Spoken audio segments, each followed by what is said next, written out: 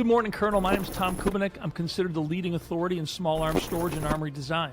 And I really believe we're the company to do this for you. He's a self-funded entrepreneur who took a billion-dollar legacy industry and he won. He's the founder and CEO of SecureIt Tactical. He rebuilt the gun safe category from the ground up, scaling from a garage to the #1 provider of military firearm storage without VC. I had a really nice house on a lake in central New York, and we were going to sell the house and get a little farmhouse that we could afford. This was the last asset I had. I had laid off most of the people in the company, and this was not a difficult layoff. We simply had no money. I said, I'm sorry, guys. Right. And they all knew I it. can't make payroll. Come in, there's nothing to do. And in 2012, I came to the conclusion, I've got 3 businesses, all of which went very quickly to $5 million in sales and sat there. I'm a $5 million a year guy. And I realized the bottleneck was me. To get past that, I've got to go from being a manager to a leader. And that's where you delegate everything. The entrepreneur is the guy that it's Friday, you've got $30,000 in the bank, your payroll is $41,000. That's coming out on Tuesday. And you're going to bed on Friday night with this idea that Monday's my biggest mail day. I'll get enough checks to cover payroll. The entrepreneur sleeps like a baby.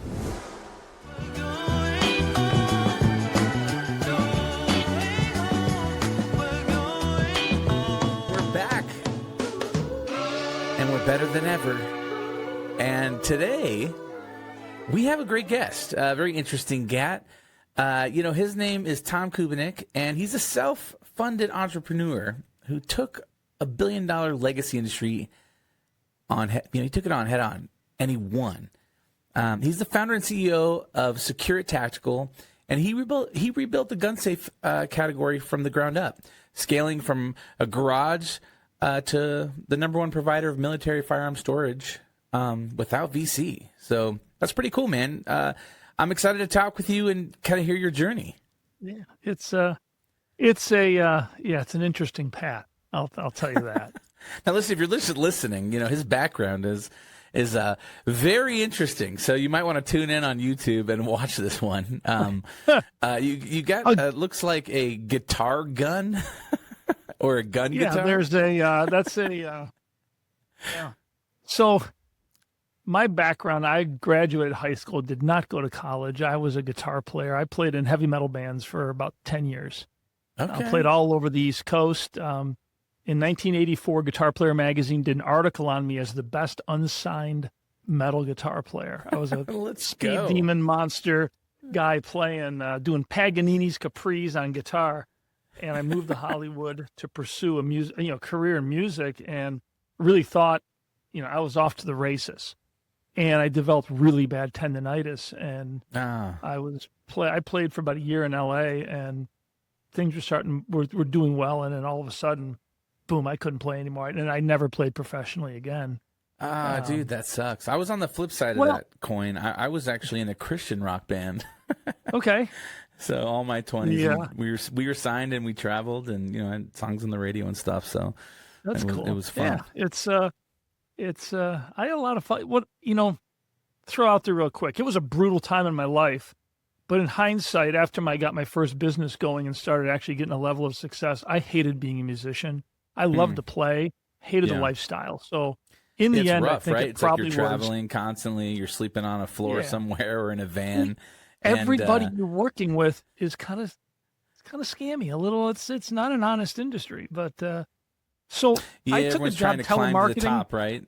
Yeah, pretty much. And yes, I took a job telemarketing because I'd hire anybody, and I did that for about a year and a half, and I quit and started my first business in an apartment selling typewriter and printer ribbons, which is what I was selling for this company. So where did that come from? So you essentially.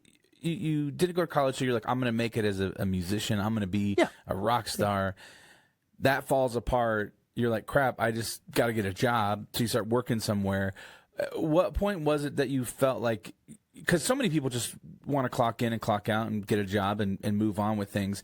But obviously there's something within you that you're like, man, I just can't do this whole job thing.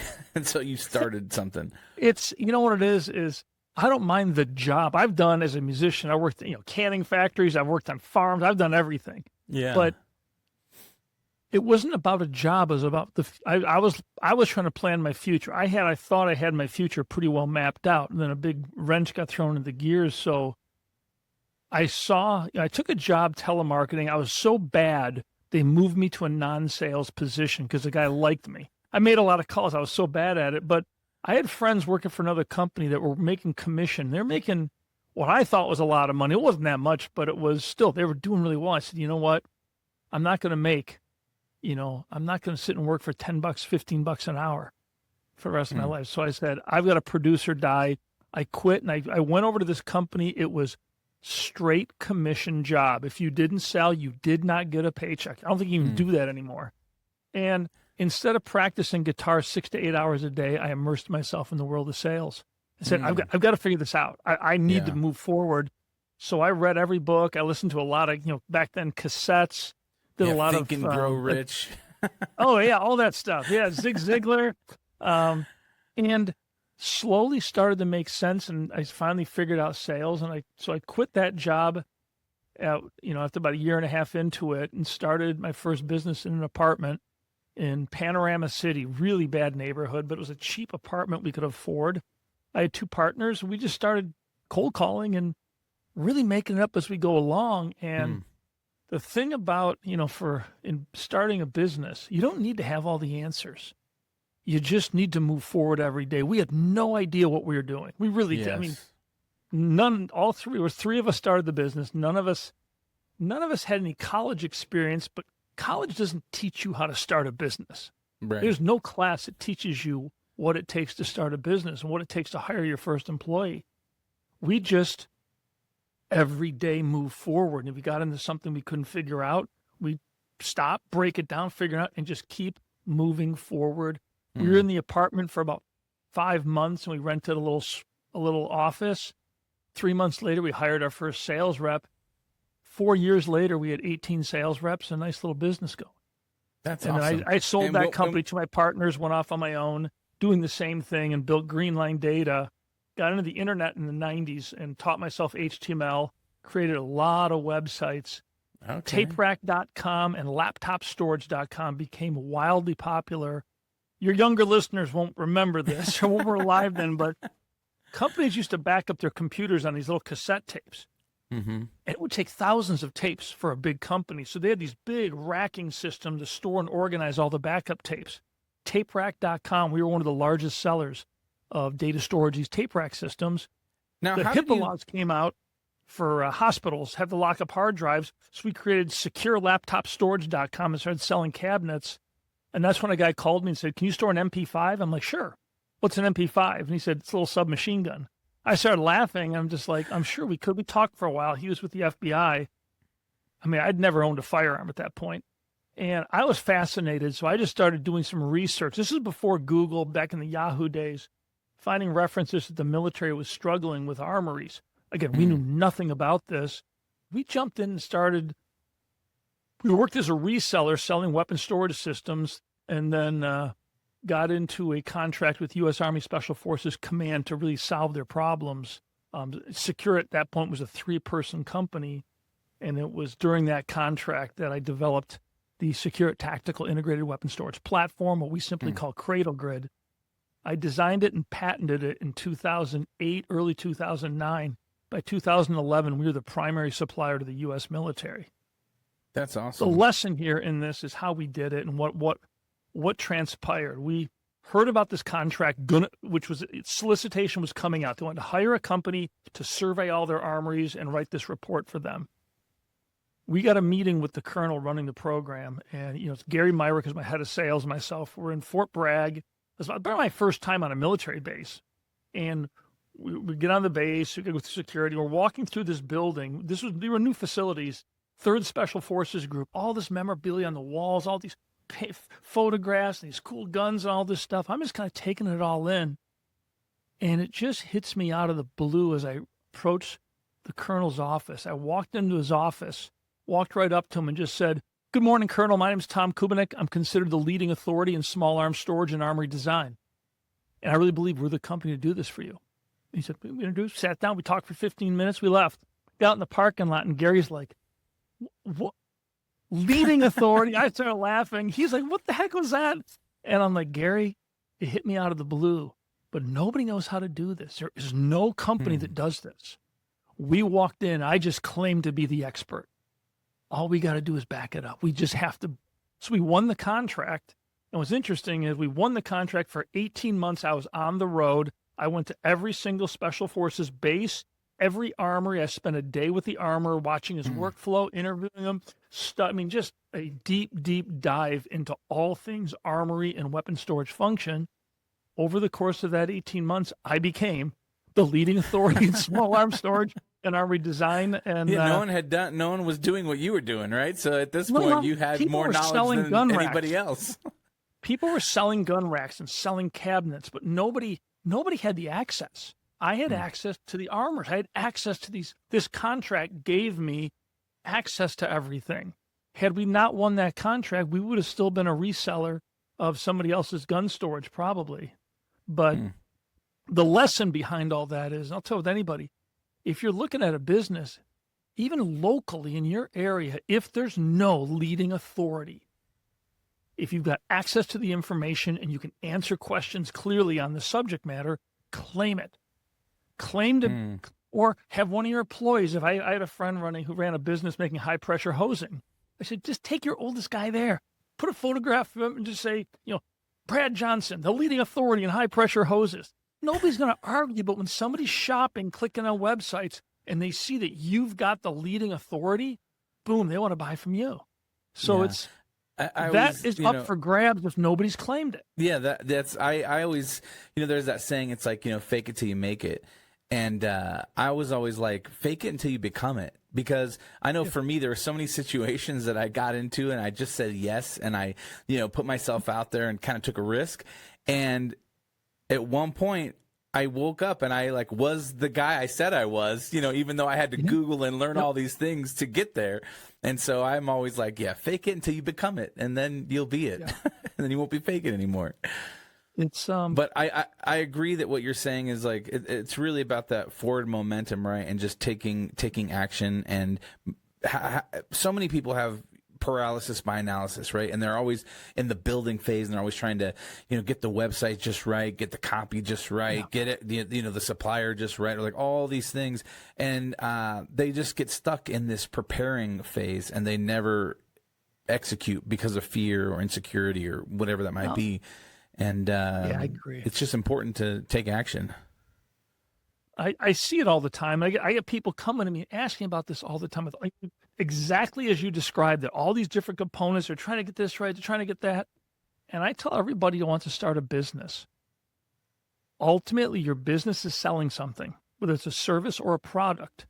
I said, forget all the crap. Get an order. Get an order. Sell one. You want to start a business selling some widget. That's great. Sell one first. Just sell one to somebody. Make sure you can do it, because having a website is not going to get you sales. Having all this cool stuff, well, if you can't sell the product that you've got yourself, or you don't have, if you're not a sales guy, if you're an engineer and you're running a business, sales guy, you've got to be able to, at a micro level, you have to be able to execute on what you're trying to do at a macro level. But make sure you can do it at a micro level. I've seen a lot of businesses open with these grand ideas, and then they always have that statement I've seen all the time. Small businesses close. The biggest reason for failure is lack of capital. They run out of money. And I'm like, that's a cop-out. It's lack of your ability to sell your product in the early days. If you launch a business and right out of the gate, you're selling what you make, you're generating revenue, you got so much better chance of being served. If you're trying to start a business where you're going for so many months with no sales because you're trying to figure out your website, trying to figure this stuff out, you're burning cash. You're just killing yourself. Yeah. So it's in the modern world, again, so much of what we do now is credit card driven. So the idea of cash flow has gotten a lot easier for entrepreneurs, I think. Yeah, it seems like you've been very vocal about bootstrapping, over venture capital. Looking back, what specific freedoms did staying self-funded give you that you would have, maybe would have been impossible, with outside money? Now, it's funny, but I didn't want to stay self-funded. Nobody would lend me money. And that's, again, when you're a kid, let's go back. I start my first business. I've got hair down to my waist. I'm a heavy metal guitar player who's now running a telemarketing computer supply company. And I've got 2 kids, we're all in our 20s. We're just, rock climber, just a bunch of scrappy kids. We go to a bank and they're looking at us like we're nuts. So we learned to do this without any capital because we couldn't get it. And it's tough because if somebody puts a big infusion of cash into your business, you can start making bad decisions. When you were really tight, you had to make good decisions. You had to make what I'll say efficient decisions. It's a tough question for me in some ways because I've never gone the capital route. I built my 3 businesses. I mean, we have a big line of credit with SecureIt, but I don't really hit it much. I mean, it's not, we borrow against it once a year just so the bank sees that we're using it.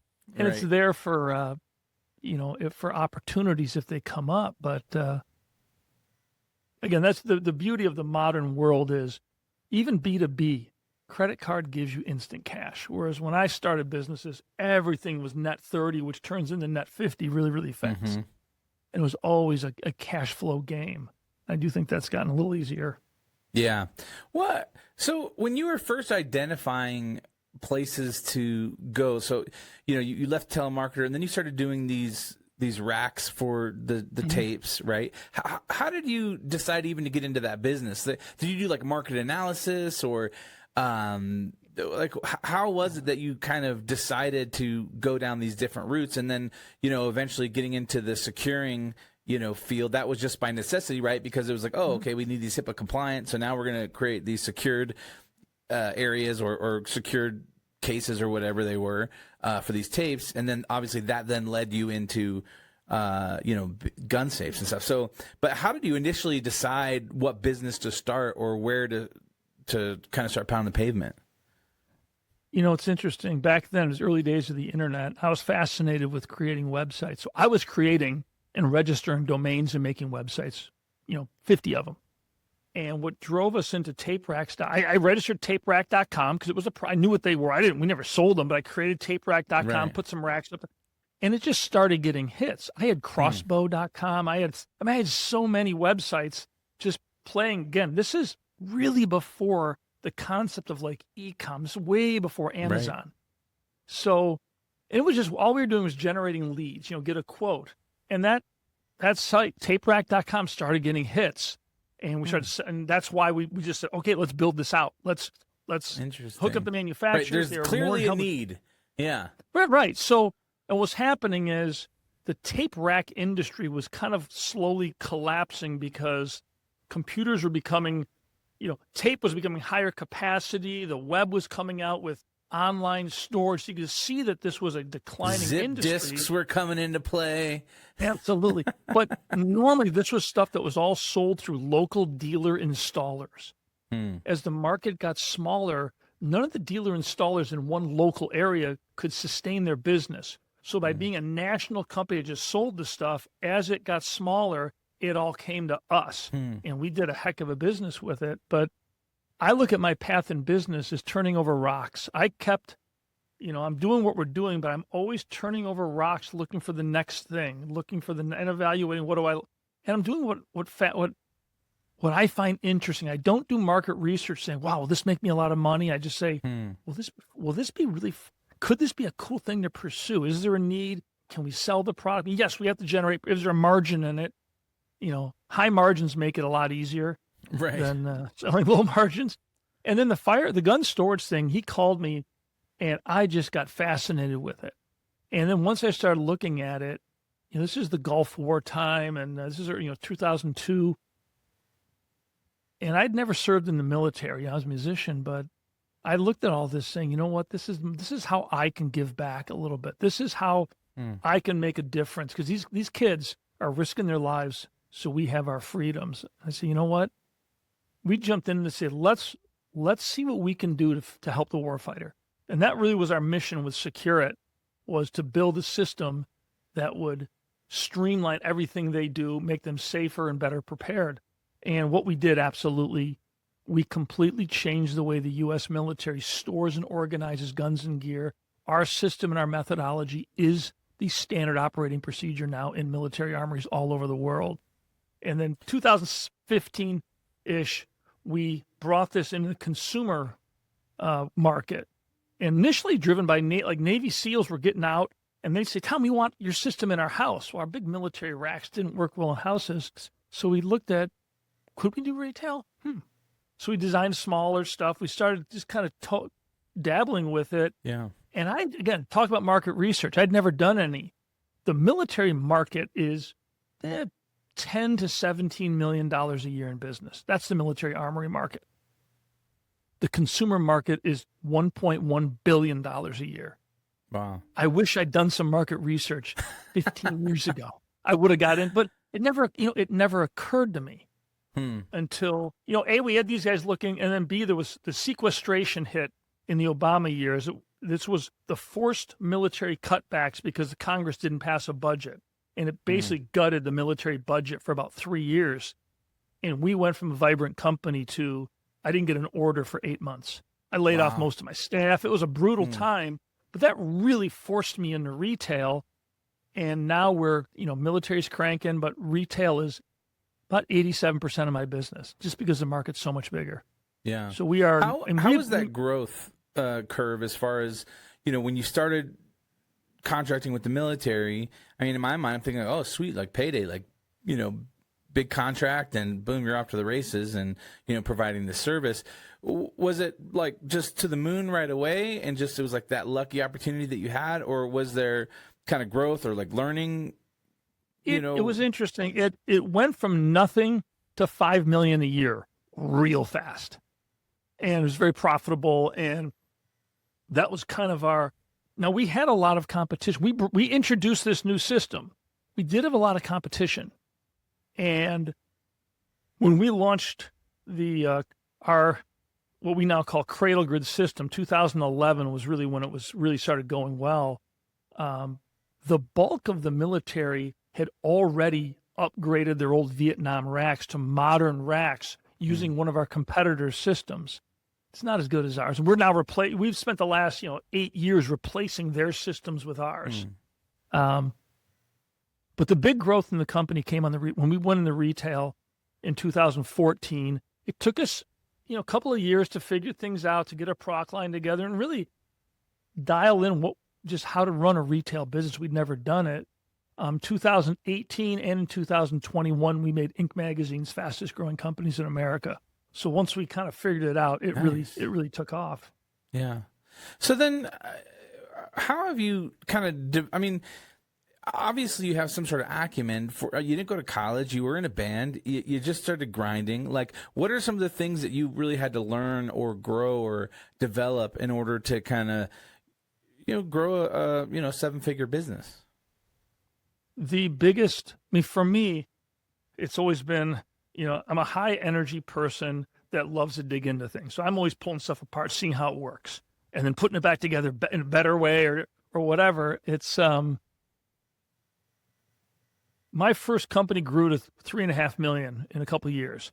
When I started Greenline Data, it grew to $4 million in a couple of years. SecureIt grew to $5 million in a couple of years, and they all stayed there. And in 2012, I came to the conclusion, I've got 3 businesses, all of which went very quickly to $5 million in sales and sat there. I'm a $5 million a year guy. Only this company had so much potential. I said, I've got to figure this out. And I realized the bottleneck was me. Because all my companies they were different types of companies, but they all had the same limit. And what that limit is, it's the management limit. When you manage a company, you max out at 3 to 5 million in sales, because that's where I'm hiring people to help me do everything.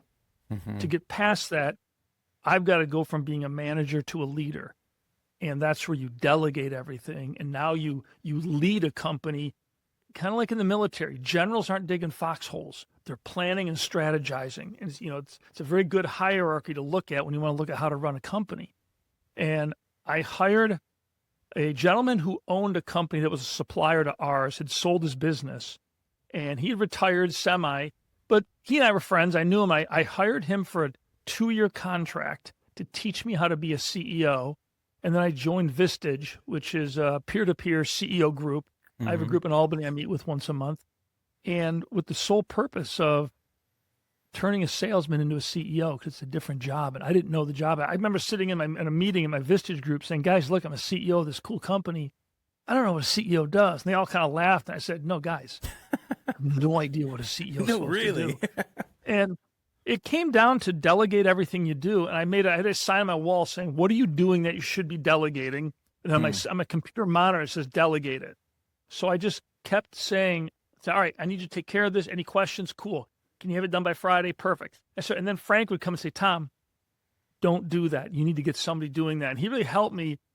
And you think if you delegate everything you do, you don't have anything to do.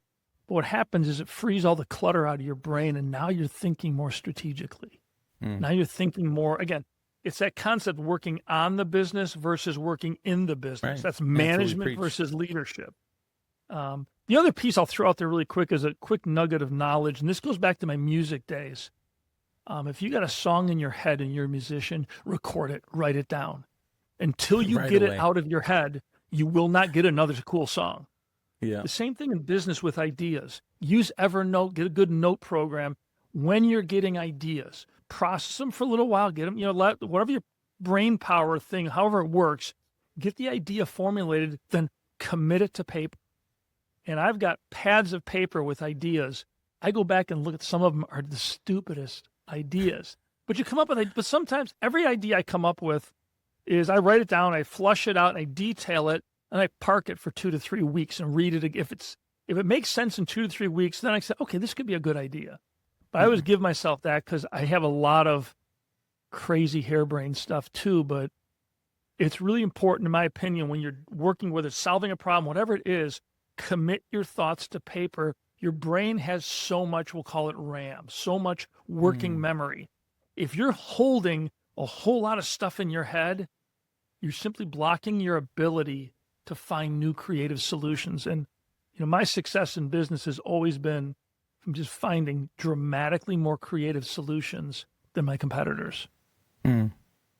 Well, yeah, or write it down because you might lose it. It might be gone. It's like that melody or song. If I didn't record it, it would be like, oh, I knew that was a #1 hit. I didn't record it. Like, what was it? I can't think of it again. And so it's like having those. I've had those ideas in the shower. It's like, I bet if I do this and I don't write it down and then I completely forget. I'm thinking like, man, I knew I had $1 million idea, but I can't remember what it was again. Yeah. Yeah. Well. So one of the questions I have, I feel like sometimes you get caught in I get the whole delegating thing, and we've talked about that before on the show, and I know how important it is. But I think one of the things that sometimes people struggle with, right, is like knowing when to delegate, and then being able to afford to delegate, right? I think so many times in small business, it's like you might be running a lifestyle business or something like that, where it's like paying your bills, and maybe you have some contractors or whatever that you're paying for. How do you afford to start to delegate? Because obviously, with delegation also comes a cost of putting somebody in that position. For me, I had a staff already, but I wasn't managing them. They were all working hard, but it wasn't. By delegating everything and building structure into the company, we became more efficient. But when you're first bringing people on, it's always, the hardest thing sometimes in business for entrepreneurs is to hire your first person. Sometimes I think it's easier. These guys, get together and they start a company with $10 million in seed money and 200 people. It's like, well, that's got to be awfully easy. But when you have an idea for a business, and the bulk of small businesses are somebody with an idea, and instead of going to work one day, they go the other way. And they start breaking this thing down and start building it. And it's I'm trying to think where I'm going with this one. Yeah, no, I get what you're saying, and I think this only makes sense. It's like you kind of have some people already, maybe under your wing, or you're working with a team, and it's like trying to push them to be more efficient and do more with less, essentially, and then continually trying to grow and delegate and grow and delegate and grow. One thing to keep and then in at mind, some though, point, I mean, bringing in maybe someone to replace you, right? well, that's one of the things to keep in a small business starting out. You're going to be doing everything, and you better be, because you want to know what's going on. And you delegate when you have the people to delegate to. And if you don't, you've got to look at, do I make enough money to hire somebody? And can I hire somebody? It's going to cost me, $45,000 to hire this entry-level person. Can I get them to generate $90,000 in value to the company? If so, how do I do it? Or how do we do these things? Because it's hard to go from, there's from one person, sole proprietor, to hiring your first person. That's a big jump. Once you've hired your first person, hiring people's easy. Your next big jump is going from 3 to 5 million up to 10 million. That's where you go from managing to being a leader. Once you get into 10, 12 million, now you're building middle management. You're building your inner structure of your companies. You're growing into 30, 40 million. Now you got cash flow. Now you're dealing with more structure. You get the structures in place. Now you're looking more, and you're leveraging more probably in your CFO and looking more at the use of capital to grow your business. I mean, there is a process by which this goes, and it's pretty consistent. Yeah. How was joining a group? At what point did you think like, I should join this Vestige? Like, because I feel like we all get the marketing things and join a group and be a part of a mastermind and do all this stuff. What was it for you that you felt like, yeah, I think I want to make this jump? And then did you really, I mean, it sounds like it made a really big difference in your, life and business. I accredit that relationship with Vestige is completely changed my world. Absolutely. Most of my success comes from what I've learned working with that group. But if you're going to be an entrepreneur, rule number one, you don't know everything. And just admit, just realize you don't have the answer. You don't need to have all the answers. You just need to ask questions and learn. And I was at a point where I said, you know what? I've got to change, because I don't want to be a $5 million a year guy the rest of my life. And I think that I really thought SecureIt has so much potential. And I started looking at coaching, and I came across Vestige. It was a guy I knew local in Syracuse. He was also he made a defensive product that he sold to the military. So we were friends because we were in the kind of the same field. And he had mentioned, we were talking about business and talking about frustration. He had mentioned Vestige and just planted that seed. I said, huh. So I did some research, and I reached out to Vestige, and they said, we'll schedule a meeting. And then I went up to met with my primary manufacturer is a big company that makes my military weapon racks. And the owner and I became very good friends. He lives in Connecticut. I go up there. I used to go up there all the time when you're designing the racks, but I get there twice a year. We'll play golf and meet. So I met with him, and I was talking to him, and after we'd played golf, I'm just like, yeah, I'm looking at joining this group. It's called Vestige. And he started laughing. I looked at him. He goes, I've been a member for 12 years. I said, you're kidding. And I had a lot of respect for this guy, because he turned a $30 million a year company into a $500 million a year company. Just very, very successful. Wow. So that inked it for me, and I just joined right away. And it's expensive and it's time consuming, but important good things are. I didn't go to college, but that doesn't mean I didn't not learn. And I've done I spend my whole life learning. I didn't go to college because I can't learn in a classroom. I got decent grades in high school. I just can't sit in the classroom. It's like, Mom, there's no way I'm going to college. I can't do that. Yeah. I mean, I love that. And again, I don't think, especially in this day and age, with all the education and online and YouTube, and it's so bad. I tell my kids, like, hey, you know what? If you're not going to be a doctor or a lawyer or so, it's like, don't go to school to be like an art, major or some sort of, some random, indigenous people studies. It's like, come on, like you could just go out and start apprenticing and learning from somebody and whatever, and really find your way. If you wake up and you work hard and you show up on time and you're positive, like so many things can come your way. It's a shame that we've got, the generation of kids right now have been totally scammed. This idea you have to go to college. It's not even you have to go. Oh, No, you can afford it. We'll make it affordable. Here's all these loans. And you come out of a 4-year school with a 10-year sentence. You're spending $400 to $700 a month on your student loans for the next 10 years. And if you defer them, which they love you to defer, now you're making these payments for the rest of your damn life. It's the stupidest thing in the world.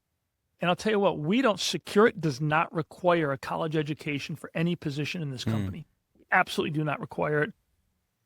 That was a conversation years ago when we were hiring people. And I said, why are we asking that? I said, look, I own the damn place. I didn't go to college. We don't care. But we now have a list of schools that we will not hire from. And because we just don't want the baggage. These kids are being taught. They're being taught an alternate world. It's just not, it's not even reality of safe spaces. And, you know, I'm hiring you to add value to my business. Once you're on board and once you're one of us, I will do everything in my power to make sure you are wildly successful. But don't come in here expecting something. Yeah. Some level of treatment you think you deserve, because I mean, we treat everybody fairly. We're a great, I mean, we are a great company to work for, but I don't want this baggage that I see these kids coming with in this. I mean, I don't understand how they're teaching it, but this idea that, I mean, I talk to so many, my kids are just graduating college or just finishing up.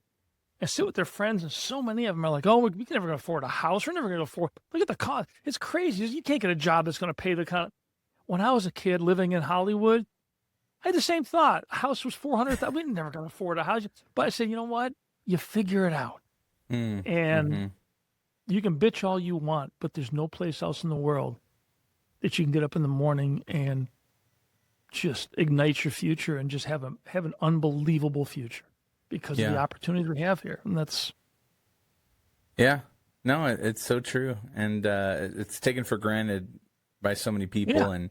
And again, it's like you can complain and find out, find all the reasons why it's, rigged against you or whatever it is, or you can just put your nose down and start working. Yeah. And then one day you'll look up and be like, oh, wow, like I made it. It took me a long time before I kind of realized that, things are going okay. Just because you're kind of tunnel vision, you just really focused on things. But no, it's well, during that time that you had to lay people off, I mean, what was the thought? Like, did you have to jump back into working in areas of the business that you hadn't in the past? Like, and then absolutely. What was your rebuild plan? Or, I mean, how come you just didn't shutter your doors completely? Well, this was all I had. I didn't have a lot of resources at the time. Now, coming off of some big years with the military, I had a plane. I was flying all over the Northeast. So I sold off all my assets. And we got to a point where we were looking at I had a really nice house on a lake in central New York, and we were going to sell the house and get a little farmhouse that we could afford. And just really, this was the last asset I had. And I had laid off most of the people in the company, and this was not a difficult layoff. We simply had no money. I said, I'm sorry, guys. Right. And they all knew it. Payroll. We come in, there's nothing to do. It wasn't that difficult. But we got it down to about a 3-person company again, which, again, I got a lot of experience being in 2 and 3 people companies. And we picked up a couple of military orders. Things started coming back. And I was back to doing quotes and designing systems. And the 3 of us just slowly built, and we hired another person, started getting busier. And then with this idea of retail, we started pursuing that. And it took a long time to get the contacts, to get the manufacturing and logistics. Took a long time. I mean, our first order, our first container of retail product, we didn't make any money on it. We should have.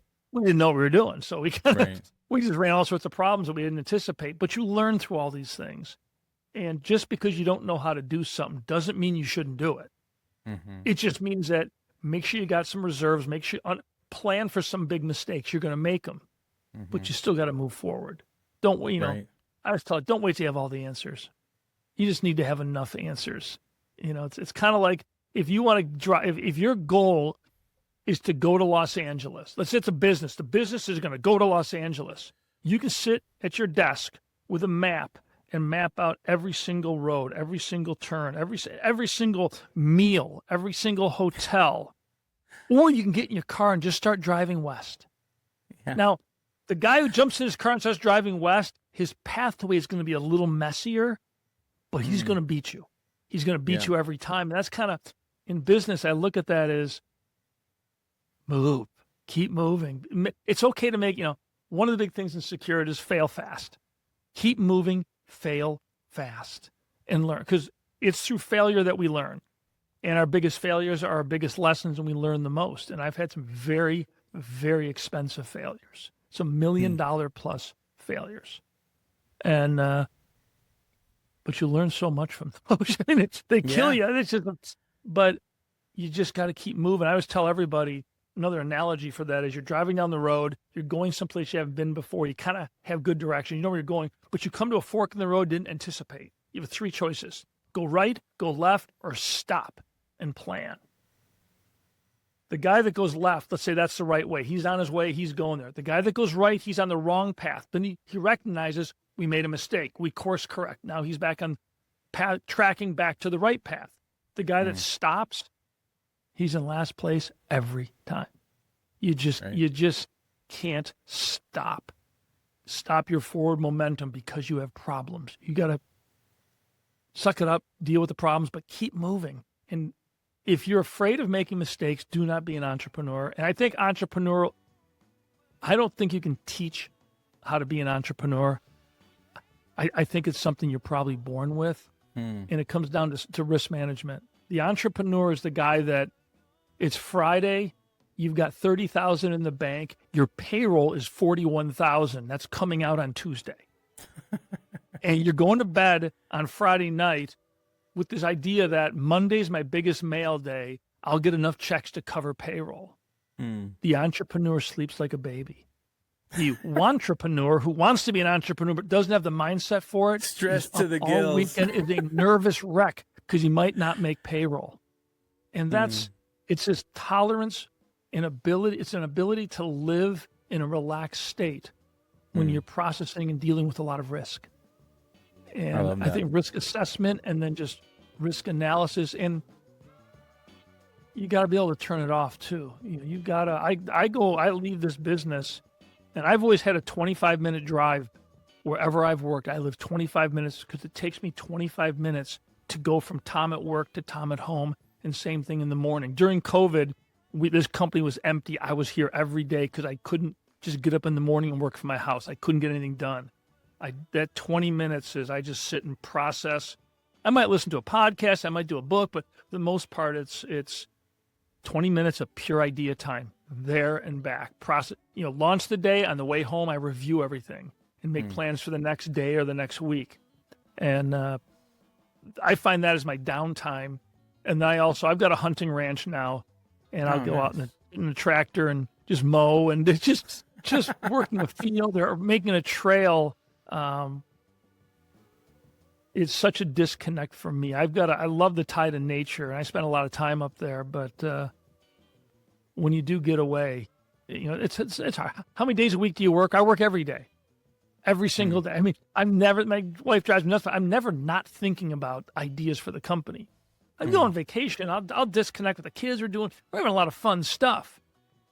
But in all those little quiet moments, you're always 24/7. You're always processing stuff. Yeah. Well, hey, thanks so much for hanging out and just sharing with us and talking with me. This has been really encouraging, and I felt like I learned a lot and was encouraged by you. So I really appreciate that.